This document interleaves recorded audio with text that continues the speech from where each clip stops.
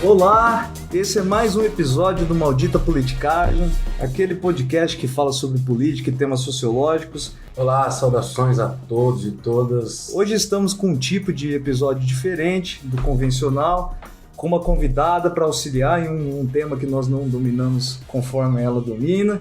A nossa convidada é cantora e compositora curitibana. No cenário musical paranaense, ela atua como intérprete de projetos de samba, partido alto e música popular brasileira. Atualmente trabalha como cantora e produtora do grupo Marginálias. Cantora e brincante do bloco pré-carnavalesco Garibaldi Sassis, que você gosta, Luiz? Já desfrutei um pouco nesses pré-carnavais. Pra quem não sabe, o pré-carnaval curitibano é uma maravilha. O carnaval um pouco sem brilho, mas assim, o pré-carnaval é uma maravilha. E também é coordenadora local e faz parte do grupo de MPB da UFPR, desde 2019, do Encontro Nacional de Mulheres na Roda de Samba também. Jai Ferreira. Olá a todos, a todas, boa noite, bom dia, boa tarde. É um prazer estar aqui com vocês, meninos. Prazer é nosso. Jai. Prazer de resto, porque eu que ando pelo submundo curitibano, já conheço a Jai há pelo menos uns 10 anos, né, Jai? Por aí, Luiz. De alguns lugares que ela vai mencionar que talvez a gente tenha que editar, dependendo do lugar que ela mencionar, mas há muito tempo eu acompanho e conheço ela de algumas rodas, de alguns sambas. Ela vai contar essa história pra gente essa noite. Maravilha! O nosso tema de hoje é o samba, da cultura periférica símbolo nacional. A gente vai falar sobre o samba, como o samba pode ser visto como manifestação política e como ele também nos ajuda a esclarecer conceitos sociológicos, conceitos políticos. O próximo bloco nós vamos falar sobre a vida da Jai, percepções da vida dela. No segundo bloco nós tratamos de conceitos, dois especificamente, que é o de mediador cultural e o de símbolo de identidade nacional. E no terceiro, como é de costume, nós tentamos suavizar um pouco, trazer algum tipo de exemplo dos conceitos. É isso.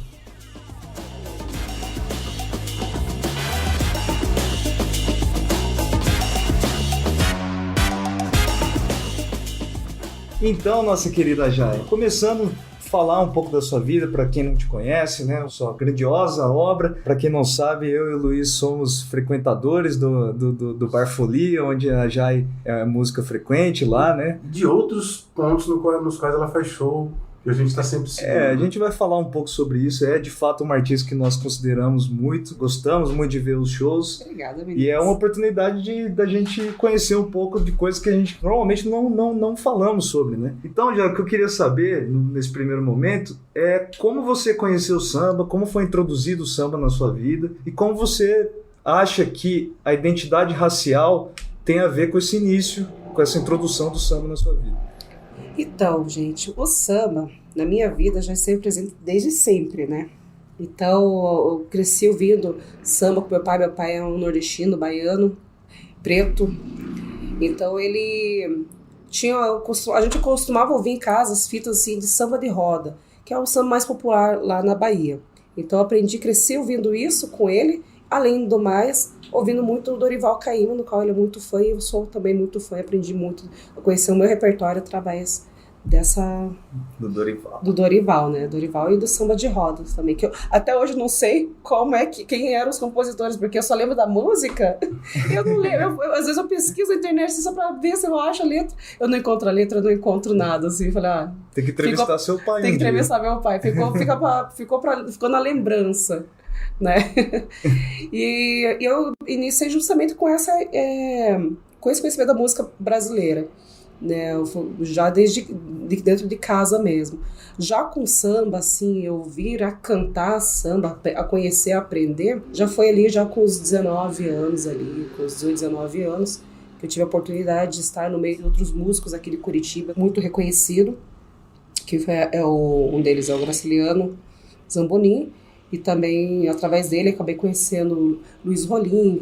Essas duas pessoas que eu estou falando são dois, um é baterista e outro é percussionista, né? Então, são duas pessoas ali que, através deles, eu conheci uma gama de artistas, de músicos, né? E nesse mesmo período, eu comecei a fazer o conservatório de MPB, onde eu tive a oportunidade de conhecer hoje meu parceiro de vida, meu parceiro de caminhada e de loucuras. Eu digo loucuras porque sei quando eu chego com uma ideia pra ele, cara, vamos fazer um especial aí, Araci. Vou fazer um especial Noel Rosa, ele topa, na hora. Daí, então ele topa tudo, que é o Jonas Lopes, né? Quero mandar um grande abraço a ele. Um abração, Jonas. Espero que ele nos ouça. Poxa. Então, falei que eu conheci o Jonas e a gente começou, tudo nós ali cru. O Diego Coelho também é uma pessoa muito importante, né? Hoje a gente não tem mais a mesma proximidade, né, que nem antes, mas a gente na oportunidade, a gente sempre está conversando, mas ele sim também foi uma pessoa muito importante que me tirou dessa. Já, vamos cantar samba. E frequentando as rodas, né? Que aqui em Curitiba, para quem não conhece, tem um projeto chamado Samba dos Sindicatos, que eles fazem pesquisa de samba, e foi através deles que eu conheci os sambas que eu canto, e também nessa questão do posicionamento político, né, porque são pessoas bastante politizadas, né, é uma roda que, além de músicos, né, tem também bacharel em direito, tem jornalistas, então tem de tudo, né? Só para complementar um pouquinho, desculpe a interrupção, eles foram responsáveis por trazer vários sambistas de outras cidades, sambistas monstros, né? Baluartes. Para Curitiba. Sim, trouxeram o Tantinho da Mangueira, trouxeram o Monarco, trouxeram o Nelson Sargento.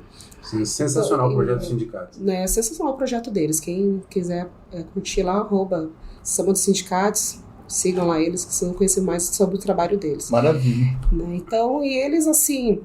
nessa questão, assim, porque o que eu levo em consideração muito o samba é que o samba, ele traz, as letras que ele traz para nós, assim, representa muito o que eu sinto, o que eu vejo, o que eu quero repassar para as pessoas que vão até o lugar, assim, com vocês, ouvir. Eu gosto de cantar amor, eu gosto de cantar as sofrências, né, assim, mas assim, não tem mais que eu fique mais, né, com tesão mesmo de cantar quando alguma coisa que realmente ela traz uma mensagem. Sim. Uma mensagem social, uma mensagem política.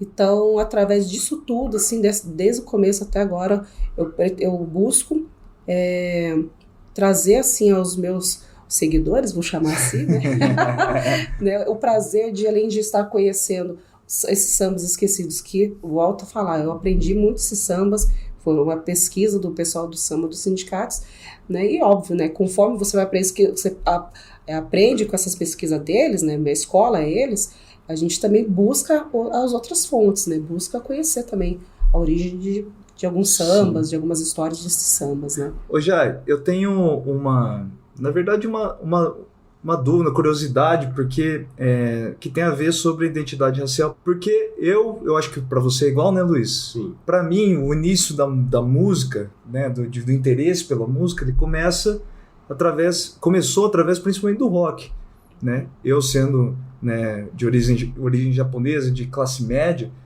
o samba, para mim, só foi ser introduzido de forma mais profunda durante a universidade, que eu fiz ciências sociais, né? Aquela coisa toda que todo mundo já conhece, né? Você acha que tem alguma coisa a ver essa manifestação do interesse do samba para você na sua vida com o fato de você ser uma mulher negra? Para complementar, porque os nossos outros queridos músicos que você mencionou, pelo menos o Luiz Rolim e o Jonas Lopes, são jovens brancos que têm amor pelo samba, que são representantes importantes do samba aqui em Curitiba. Uhum. Portanto, o samba, ele extrapola a identidade racial, mas para você, que é uma mulher negra, tem um significado talvez maior, mais profundo, ou não comparando com eles, mas isso tem uma potência diferente com você. A ideia é que você falasse um pouco sobre isso. O samba, nós estamos falando de ancestralidades, né? Isso. Né? Então, assim, o samba já vem dos pretos. Veio lá, começando com o samba de roda lá na Bahia, se tornando o samba que é mais, vamos dizer assim, conhecido hoje, que foi ali na migração, ali no final da escravidão. Muitos escravos da Bahia, ex-escravos da Bahia vieram de lá e se instalaram no Rio de Janeiro. Ali eles tiveram outros contatos também com outros negros, que ali naquela, vamos dizer assim, naquela mistura de músicas afros e músicas europeias, se tornou o samba que a gente conhece hoje. Sobre a questão assim, que eu sinto assim, de eu ser preta, de eu estar representando isso, é nesse sentido que eu digo. Já veio da minha ancestralidade. Meu pai é preto, um apreciador do samba, né? Então, assim, eu cresci numa periferia, para quem não conhece, né, eu cresci no Atenas, que é não é uma vila, sabe aqueles apartamentos da Coab? Eu não sei como é que chama, assim, é a habitação da Coab. Uhum. Então, eu cresci no meio de uma habitação da Coab, em que nas esquinas lá, meu pai teve uma época que ele tinha uma lanchonete e tinha pagode, que é o pagode que a gente conhece, que é o pagode de fundo de quintal. Então, assim, eu já cresci com isso. A gente fala assim dessas questões assim, dessas crianças, de pessoas que vieram da classe média, que não tiveram acesso, e que não tem também hoje, tá tudo tão diferente, né? Acho que varia mesmo assim, de quem e como estão levando isso para eles, para essas pessoas, né? Uma coisa que me chamou a atenção na tua história, quando a gente estava preparando, é que existe essa coisa de uma distância social, marcada por classe e raça aqui no Brasil, ela é cruzada, né? Então, o branco tem uma posição privilegiada, no meu caso, né? De classe média, mas privilegiado, né? Então, a entrada musical é por um estilo, vamos dizer, menos brasileiro. MTV. Né? Ou bandas de rock nacional, etc. E no teu caso, uma potência, porque você estando numa região periférica, sendo negro, filho de um pai negro, o estímulo do samba foi muito precoce em você, e por mais que depois você já disse pra gente que você foi atrás dos estilos, teve contato por causa da sua adolescência, mas o samba, ele pesou na hora que você teve afetação artística, por assim dizer. Não foi nem só afetação artística, foi quando você se identifica.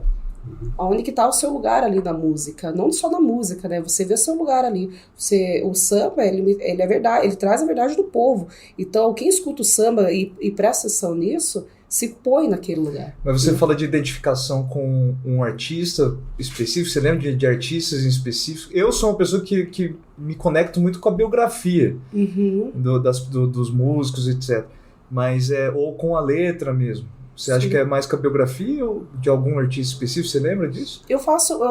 Quando eu levanto essas questões, assim, eu vou muito pelo artista, ou pelo compositor, no caso, né? Pelo compositor, porque o compositor ele já vem com uma linha, né? E quando a gente fala assim, quando você me perguntou sobre o compositor, eu vou trazer o Candeia. O Candeia foi um dos compositores que mais trouxe questões sociopolíticas no samba em 1930, ali, 1940.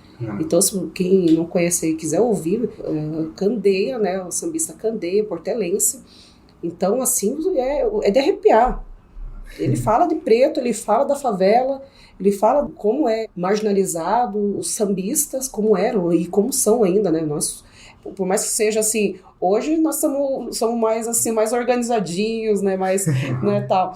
Mas ainda assim nós sofremos preconceito, sim, né? Sim. Antes da nossa entrevista estava falando, já foi convidado para cantar no Batel? Gente, eu nunca cantei no Batel. Para quem não sabe, para o nosso ouvinte que não conhece, o Batel é um bairro nobre curitibano, né? Que tem uma noite ativa, mas é um bairro elitizado de Curitiba. Para você revelar para muitos que te acompanham, mas não conhecem, qual foi a escapada que você teve entre a experiência de infância com teu pai e a sua constituição artística para outros estilos que você contou pra gente, pra galera saber qual foram as suas derrapadas que você... Gente, eu aprendi, né, eu cresci ouvindo samba. Na adolescência tive a oportunidade ali de conhecer um pouco ali sobre MPB, Chico Buarque, mas eu acabei caindo nas mãos do rock psicodélico. Eu sou uma fãzaça mesmo de Janis Joplin, eu tenho vinil dela, eu sou fã dela, gosto do jeito que ela canta, né, embora tenha sido uma mulher branca, né, da época, mas assim, ela teve uma grande representação, né, para o estilo da época. O próximo show eu vou pedir para você cantar Janis Joplin já, eu vou dar um grito lá. Para a gente encerrar esse bloco, Luiz e Jai, eu ia perguntar para você, porque uma questão que tem a ver com a nossa cidade que a gente vive aqui, que é Curitiba, porque todos sabem, né, Curitiba tem suas raízes brancas já muito conhecidas, raízes culturais brancas, não que não existam raízes negras, normalmente se apaga um pouco isso da identidade de Curitiba, né? Mas eu queria perguntar para você como é a cena do samba na cidade de Curitiba hoje. Se tem preconceito. Se tem preconceitos, enfim. Olha, o samba, falar de samba em Curitiba, a gente não pode deixar de citar Maia da Cuíta. Não podemos deixar de citar ele, né? Porque ele, sim, foi um dos grandes fundadores, assim, da primeira escola de samba aqui de Curitiba, né? Que é a chamada Colorado. Então a gente falando, já começando com o samba aí. E o Colorado, pra quem não sabe, também é a região que nós chamamos de Capanema. Região de Capanema, que é uma região assim que de comunidade. Não sei se esse é o termo correto até de falar, né? Que ali fica ali, tem a comunidade ali do Capanema. Então, né, a gente falando já do nosso samba de Curitiba. Aqui em Curitiba, assim, nós temos vários representantes, assim, todos pretos, né? Como eu falei, Maia da Cuíca, nós também temos a Mãe Orminda, que a Mãe Orminda foi a primeira cantora de samba enredo, que puxando samba enredo do Brasil, gente. Né? Então pesquisa, quem que tá na dúvida, assim, Mãe Orminda foi a primeira cantora de samba enredo, que puxou o samba enredo aqui em Curitiba, mas ela é a primeira do Brasil. Cantou muito aqui nos bares em Curitiba também. Muito, né? Recentemente tem um álbum lançado aí, junto com outros feras e amigos também do samba. Siga a Mãe Orminda lá, que vocês vão ver o trabalho que ela tem também. Depois de velhinha ainda, tá lá cantandinho nos palcos. Agora menos, né, por conta da pandemia, né? Mas em outra oportunidade, com certeza, ela vai estar aí de novo aí, cantando para nós. Nós temos, sim, como que nós não vamos ter preconceito? A gente tem pessoas, sim, preconceituosas com samba, porque, vamos dizer assim, não é música de elite. E nunca foi. Ela chegou até a elite ali, né, que foi onde que, vamos dizer assim, que foi a explosão mesmo, assim, o reconhecimento nacional e internacional do samba, mas, assim, a gente batalha dia a dia para a gente ser respeitado, né, como sambista, como músico, como artista, né? Então, aqui em Curitiba, assim, eu vejo que determinados lugares, assim, eles têm uma certa resistência, por conta, até acho que é mesmo do próprio público.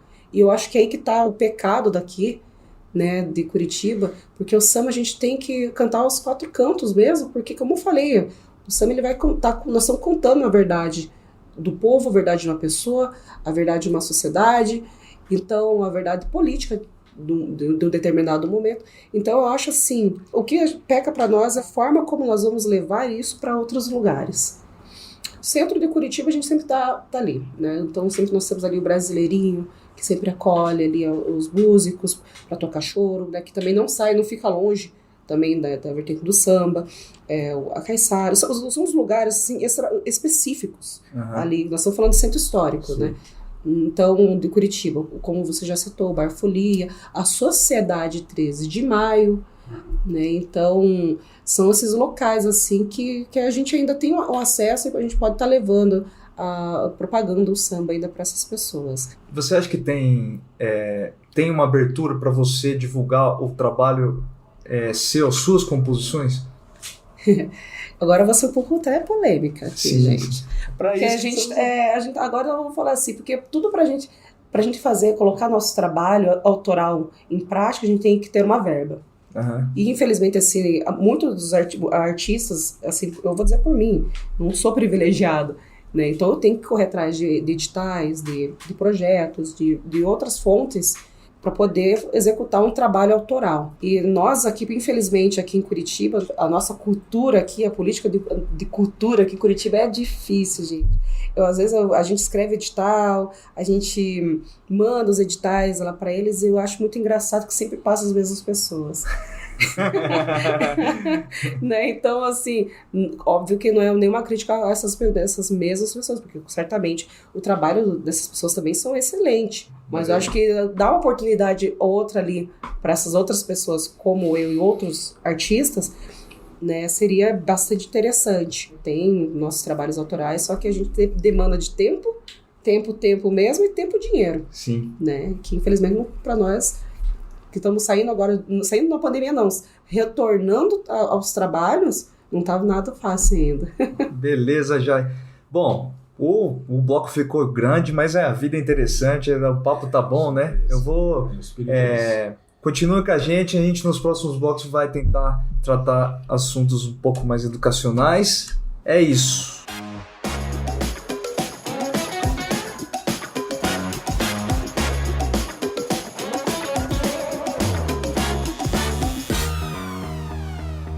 Então, dando sequência já, agora vamos entrar num bloco que a gente vai tentar trazer alguns conceitos políticos, sociológicos, né? Mas também tentar saber de você, que também é uma estudiosa do samba, né? Não só toca, como também é uma estudiosa do gênero, né? Saber de você como a gente pode definir o samba? O que é o samba? Eu considero, assim, o samba, ele é a nossa identidade musical mundo afora, né? Então, a pessoa que escuta a palavra samba vai saber que nós estamos falando do Brasil. Samba, né, se a gente for falar também de origem, nós estamos falando, assim, de uma fusão de músicas, a matriz africana com músicas europeias, né, para chegar nessa junção do samba, né? Então, eu considero, assim, o samba como realmente, assim, bem grotescamente falando isso, né? Chamar de a identidade musical do Brasil. Vai ser bem simples e direta do que é o samba. Essa é a ideia. Né? Essa é a ideia. E como gênero musical, você consegue delimitar o que faz o samba ser o samba e não outro gênero, enfim? O que faz o samba ser o samba é justamente assim, se a gente vai falar de instrumentação, a gente não está falando realmente daquela formação, que é o violão, o pandeiro, o cavaco, o violão, o pandeiro, o cavaco e um sopro, né? A gente vamos citar a flauta, como um dos instrumentos que vamos dizer assim, que formam o samba, né? O gênero samba. Né? O samba, ele é uma palavra para várias ramificações, né? Do samba, do que a gente conhece. Então tem o samba enredo, o pagode, samba canção, samba de partido alto, samba de break. Então o samba, ele vai além, assim, mas todos eles com a mesma matriz, que é o samba. Eu tive a pachorra de estudar um pouco a história do samba a partir de alguns livros que vão ficar disponíveis na descrição do episódio para todo mundo que quiser aprofundar a discussão. Eu tenho só uma coisa que pro ouvinte que está começando a ouvir o Maldito Politicagem, começar a anotar as palavras que você utiliza, que seu vocabulário é muito rico. Maravilhoso, Pachorra é a mania, uma má mania japonesa, vai te lascar. Que é essa discussão que é cara para as ciências sociais sobre a formação da identidade nacional, né? O que faz do Brasil Brasil. O samba foi alçado ao símbolo nacional a partir de uma história muito interessante que vale a pena mencionar para quem tiver interesse sobre isso, que é assim, a primeira interpretação até assim de almanaque ou de bar é de que o samba foi uma apropriação do Estado Novo, da época do Getúlio Vargas, de uma cultura popular que era uma cultura de resistência, de periferia, para aquilo que era de elite e exportável, né? Mas a história não é bem essa. A história, porque parece que o responsável por isso foram os atores de governo, as elites. Embora eles tenham tido esse papel, era importante um substrato popular preparado para isso, né? A literatura mais recente de história do samba, história social do samba, conta isso, e as referências que estão ali podem ser úteis para quem tiver interesse em se aprofundar. Que a ideia é a seguinte: quando esse encontro que a Jai mencionou no primeiro bloco, dos imigrantes baianos vieram para o Vale do Paraíba, que é ali na região do Rio, que depois vai se encontrar com a própria capital, né, fluminense, Rio de Janeiro, capital federal, no final do século XIX. Ali há um encontro de imigrantes da Bahia com outros negros que estavam no Rio de Janeiro já, e eles começam a fazer os blocos, os cordões. Só que eram blocos fragmentados nos quais havia uma rixa, uma competição sobre qual que ficava mais tempo, e havia o uso da violência, eles brigavam entre si para roubar o estandarte, etc. E, inclusive, isso foi objeto de proibição e de repressão por parte da Prefeitura do Rio e do Império, antes e depois do começo da República, no próprio processo de higienização, de transformar o Rio numa capital europeia, uma Paris dos trópicos, enfim. O samba era visto como algo degradado, algo violento. O samba era marginalizado. Porque a gente nós estamos falando assim, nós estamos saindo de uma abolição da escravatura, isso, né? A gente está falando, nós estamos saindo disso. Então, o que restou para esses pretos é morro, o subúrbio, tudo. Então, assim, eles faziam esses sambas, eles faziam esses terreiros, não podemos deixar de citar, né, que um dos terreiros mais famosos, que teve ali vários compositores reconhecidos mundialmente, inclusive, foi o terreiro da Tia Ciata, que ali acolheu o Pixinguinha, que é reconhecido pelo mundo inteiro. Então, ali, essas coisas acontecem, como você está falando agora, desses bordões, esses cordões dos carnavais. Então ali era parada obrigatória para eles. A gente está falando assim da marginalização do samba, porque o samba sempre foi, gente. E era aquela coisa assim, fazer samba na rua era garantir de passar a noite sambando na cadeia. Mas é curioso, né, de que sai de algo que é visto como algo quase criminoso no olhar do Estado para algo que se torna... Mas era criminoso, porque os pretos alforreados, eles estavam ali, tipo, sim. Mas eles continuavam ali. Existia ainda o preconceito, existia ainda os racistas e tal. Que existia não, existe ainda. Né? Mas ali estava impregnado isso ainda. Sim. Então, por isso que óbvio, vamos limpar a cidade, tirar esses pretos bagunceiros, arruaceiros da rua e vamos botar tudo na cadeia. Mas com o passar do tempo, o samba deixou, não que tenha deixado de ter todo o preconceito sobre ele, mas ele passou a ser um símbolo nacional, parte da identidade nacional. Nós podemos, né, sintetizar a identidade nacional como aquilo que faz os brasileiros todos se reconhecerem nessa imagem que você fala, que é o som do Brasil, né? Uhum. Então o samba ele se torna identidade nacional, que a gente pode incluir no conceito de nacionalismo, que nada mais é que você reconhecer como mais próximo de você aqueles que fazem parte da mesma nação. Nação essa que é o Brasil, né? Então, e uma leitura já superada, essa transição, essa transformação tinha sido causada, tinha sido responsável por isso era o Estado Novo, como se fosse um papel unilateral dos burocratas do governo. Mas a leitura que essa nova história social do samba faz coloca mais peso na organização dos produtores do samba, dos inventores do samba no começo do século XX. E aí, nesse contexto de briga, de competição entre os blocos, a partir dos anos 1910, 1920, eles começam a perceber que isso era prejudicial para a afirmação do samba, de si, enquanto agentes produtores de música. E eles começam a se organizar em aquilo que vai ser o primórdio da escola de samba. O próprio Cartola reúne vários blocos do Morro da Mangueira, que transformam isso na Estação Primeira de Mangueira, tentando diminuir a concorrência dos blocos e unificando isso, tirando o elemento violento. Essa coisa de porrada que rolava entre os blocos. E posso só claro, e sabia que a primeira São Mangueira, o Cartola, foi a primeira escola representando com as cores rosa e verde e saiu uniformizados. A primeira escola. Que uniformiza. Que vira aquela coisa assim, eu sou Mangueira. Verde e rosa. Que até hoje essas são as cores mais conhecidas. E aí, isso também tem... Você gosta daquele sambista que defendia o estilo do malandro? Como é que é o nome dele? Aquele que brigava com a Rosa? Wilson Batista, beleza. Wilson Batista. Existiu um confronto poético de letras que o Wilson Batista defendia o estilo malandro, que era um cara que era valente, que era brigador. E o Noel Rosa quer retirar isso dos estilos. Essa competição entre eles não era uma competição hostil, porque depois no final eles acabaram compondo juntos. Mas o Noel Rosa, percebendo, tal como o Cartola, que o fato da hostilidade física ia ser prejudicial para eles serem aceitos, eles começaram a retirar esse elemento das composições e da própria estética de rua. E aí, aí vem o papel dos mediadores culturais, que são os agentes ligados à alta cultura, como, por exemplo, Sérgio Buarque de Holanda, que é o pai do Chico Buarque, o Gilberto Freire, o Prudente de Moraes Neto, que era, acho que, não sei se era neto do presidente da República, ou filho do presidente da República, Prudente de Moraes Neto, que eram indivíduos letrados da elite, foram até os bambas, foram até o Cartola, o Pixinguinha, e começaram a trocar ideias sobre o que era o samba.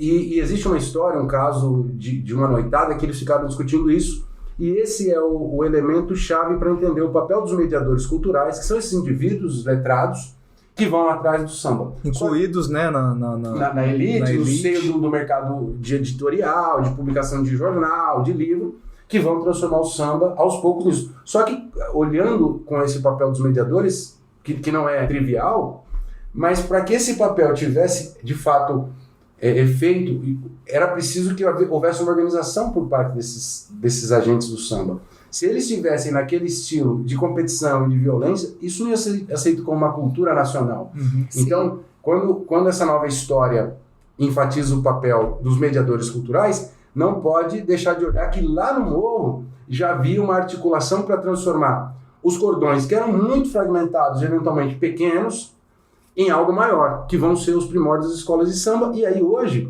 os desfiles das escolas de samba é o maior fenômeno multi-estético de dança, de música, de performance, de batuque, de tudo, moderno, né? As escolas de samba é a maior manifestação multi-estética moderna. E para que isso houvesse, eles tinham que estar preparados nos primórdios das escolas de samba. Por isso que eles são os... entende? O papel deles nesse processo de organização é essa ideia que eu estava querendo trazer. Não sei se eu fui muito longe. Então, com esse bloco, nós temos os conceitos. A gente tentou sintetizar aqui o que é o samba, né? O que é o movimento, como um movimento social, um movimento cultural e gênero musical. Tratamos também dos conceitos de identidade nacional e de mediadores culturais. Para vocês que querem ler sobre, a gente vai deixar nossas referências. Então, a gente utilizou referências bibliográficas para esse papo mais teórico, né? E continue com a gente.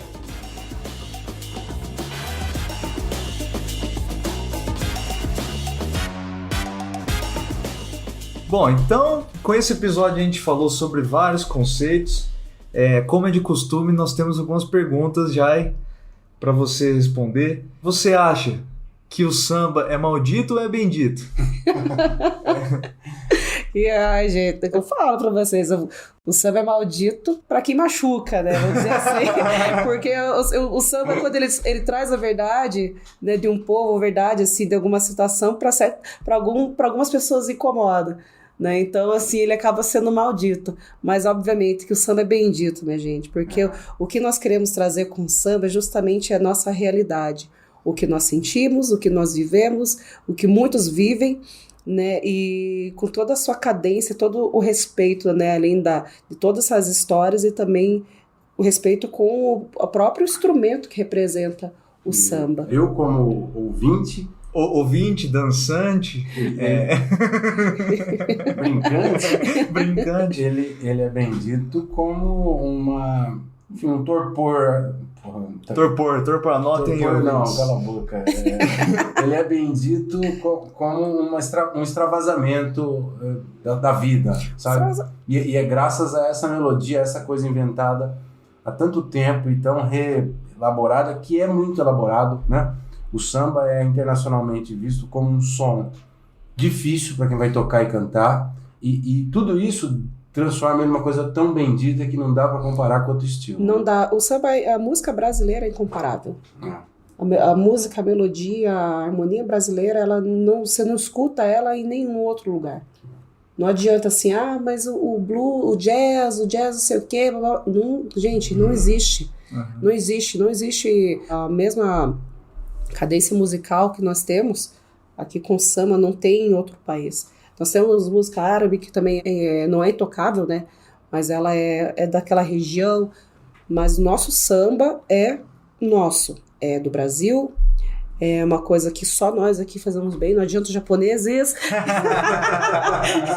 Japoneses se amar, fazer choro, fazer samba e cantar samba. Mas... Eu vou pegar o violão, vou tocar um samba pra você. Então, mas ela é bendita. Então temos a sorte de sermos todos brasileiros, nós, apesar das brincadeiras, somos todos brasileiros e temos orgulho da nossa identidade nacional, que é o conceito que a gente trabalhou aqui. Exatamente. E para tentar um outro desafio, Jai, agora vamos jogar essa bomba para você, a gente tenta simbolizar nos temas que a gente trata, é uma história que ilustre um pouco, que seja inspiradora para você, sobre algum sambista para gravar na cabeça do nosso ouvinte sobre o tema trabalhado aqui. Eu sou uma grande fã. Um dos primeiros sambas que eu cantei, aprendi, foi Sonho Meu, né, da Dona Ivone Lara. Sonho meu, vai buscar quem mora longe, sonho meu. Isso aí é Dona Ivone Lara. E para mim, assim, ela é uma grande inspiração, porque ela foi uma mulher que ela quebrou todas as barreiras, né, desde criança, assim, porque compositora, na época dela, assim, mulher não podia assinar as composições, então ela sempre dava pro tio dela assinar. Então, eu trago, assim, uma canção dela.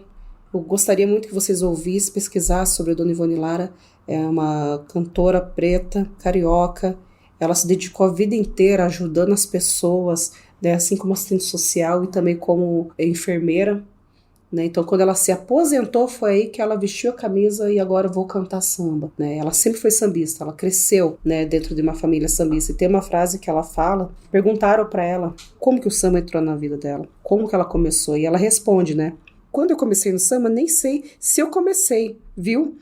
Quando eu nasci, já estava no mundo sambando e também comecei a sambar. E em 1934, com 12 anos de idade, ela compôs a primeira música. E tanto assim, quando eu escutei essa primeira música dela, eu achei assim que tava se referindo a alguém, né? Tipo, nossa, né? Que é assim, chama Tiê, a música, Dona Ivone Lara, 1934. E ela fala, Tiê, Tiê, olha lá, Oxá, Tiê, Tiê, olha lá, Oxá. Ela fala, representava pra mim amor, carinho, amor e paixão, mas o ingrato do Tiê desprezou meu coração. É uma sequência, é um partido alto. É um partido alto, são várias estrofes que ela mesma canta. E quando quem escuta, acho que tá se referindo a alguém, né? Mas imagina uma criança de 12 anos cantando isso. Gente, ela tava cantando pro passarinho dela. Pro passarinho? É o passarinho dela que se chama Tiê. E essa expressão Oyalá Oxá é uma expressão que a avó dela falava muito, né? Que é o vocabulário moçambicano. Então, olha, Oxá. Maravilha. Então, assim, eu trago essa história, assim, que eu acho super bonita. As canções da Dona Ivone Lara, nenhuma delas, assim, tipo, eu não vejo uma canção da Dona Ivone Lara que não traga alguma mensagem que seja de amor, de consciência e, sei lá, que não traga uma mensagem positiva. E nesse episódio, a sua história, os exemplos que você mobilizou também são potentes de mensagens. Assim, as mulheres que você mencionou, os sambistas, os homens que você mencionou, mas especialmente as mulheres que são fortes para você, são uma lista para que as pessoas possam explorar, porque eu mesmo aprendi e fiquei curioso para algumas dessas histórias que eu não conhecia, né, como consumidor de samba, eu não conhecia, como um cara que tem o samba como estilo preferido da minha vida. E a Dona Ivone Lara é essa potência, e você é essa potência para nós aqui em Curitiba e para o samba no sul do Brasil, de forma, já na minha opinião, já com vida estável aqui. Eu acho que faço papel de chato aqui, né? Mas para quem está estudando, está tentando fazer os links, né, da nossa conversa com aquilo do aprendizado da sociologia e da política, eu acho que é possível vocês conectarem com as teorias do Gilberto Freire, aquela coisa da mistura de raças no Brasil, da tentativa de um movimento cultural que tenta construir um orgulho nacional baseado na mistura de raças, embora tenha problemas e críticas, isso tem links teóricos com aquilo. Todos os conceitos trabalhados que a gente tentou aqui delimitar com o tempo.